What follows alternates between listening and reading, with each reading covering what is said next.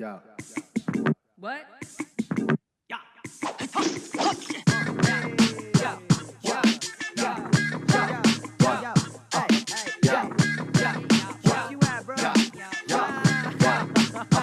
Yeah, the whole crew styling when we step out of the car. Bouncers lift the rope and the crowd goes off. 20 shots to the table, we don't even hit the bar.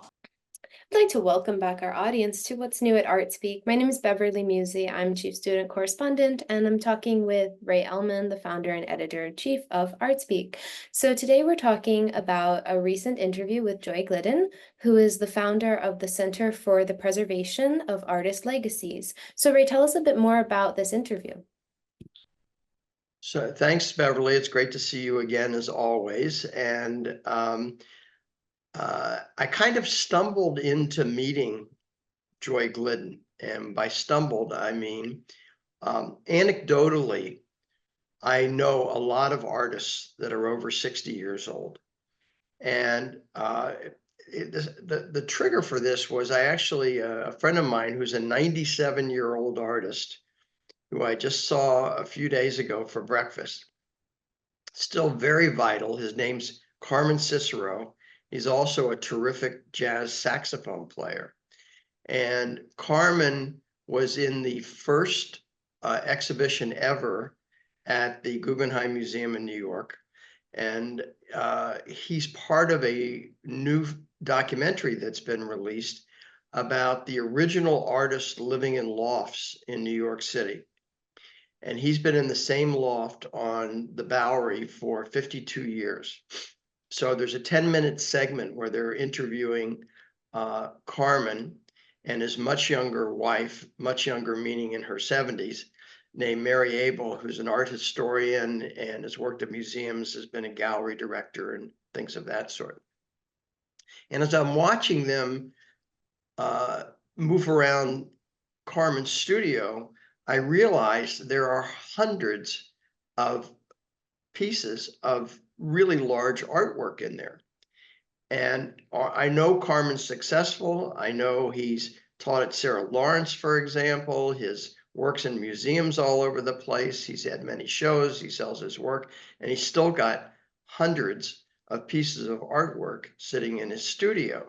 And I'm thinking, well, what's going to happen to that? Mary and Carmen don't have any kids.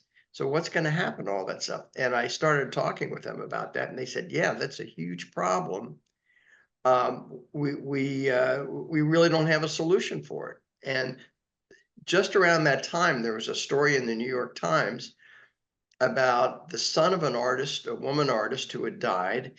And after 3 years of trying to deal with her work, he just started throwing it out on the street for people to take away or take to the dump or whatever.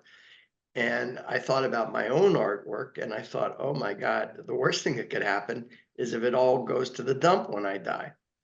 So anecdotally, I just started talking with other artists I know. There's one artist I know named Robert Henry, who's been a very successful artist. His wife, Selena Treef, was also a successful artist, and she's passed away. And I raised this issue with him, and he said, oh yeah, we've got 2,000 pieces of artwork sitting in my studio and in storage. And he said, our kids say they're going to take care of it, but I don't know, it becomes overwhelming. In the course of having these conversations with artists, the son of an artist named Fritz Bultmann said, oh, there's something called the Center for the Preservation of Artist Legacies. And they're having a conference. And he sent me a link to their website. And they're, sure enough, right at that time, which was June 2024, their conference had already started.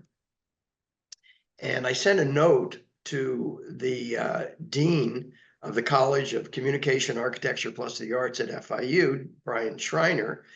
And his first response was, let's jump on a plane and go there and see what this is all about.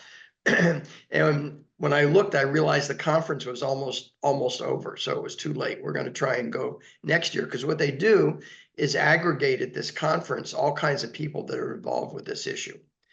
So one of the things that I was able to line up is the the woman who founded the Center for the Preservation of Artist Legacies, which she calls CEPL, as opposed to CPAL, her name is Joy Glidden. And she's had a long career in the arts. She founded the Dumbo Arts Festival in Brooklyn. And 8 years ago, she started CEPL to address this issue.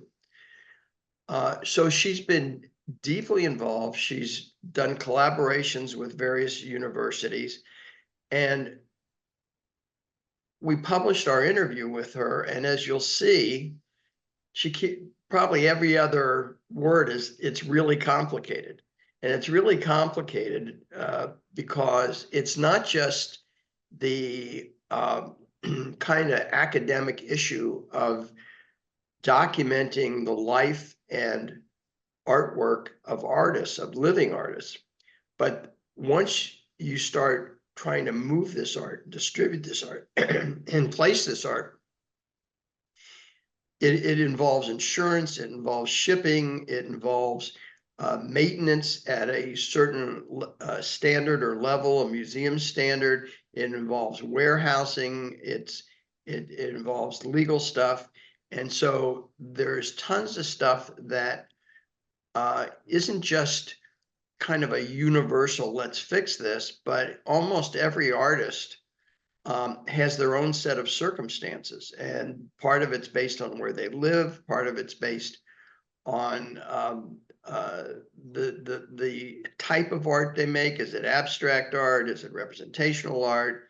Is it mixed media? And even with mixed media, for example, you get into issues, is it flammable? And things like that. So it's very complicated. But the more I was talking with Joy Glidden, and the more I was thinking about this issue, I realized that this isn't just localized, it's universal. Every artist in the world faces this. So one of the things we've started talking about is, could Florida International University develop a program that will combine various disciplines and start to address this problem, beginning with the art and art history department, which, among other things, teaches students how to be curators.